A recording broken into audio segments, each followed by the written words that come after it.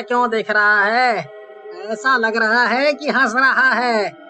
तुम जाग गए सोहन।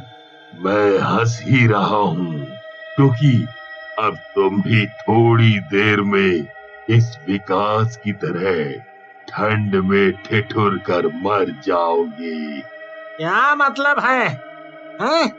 और कोई हीटर बात कैसे कर सकता है? देखो, मुझे डराना बंद करो। मैं डरा नहीं रहा, मैं सही बात बोल रहा हूँ। तुम्हें क्या लगता है पहले वाला मालिक मुझे यहाँ पर छोड़कर क्यों गया था?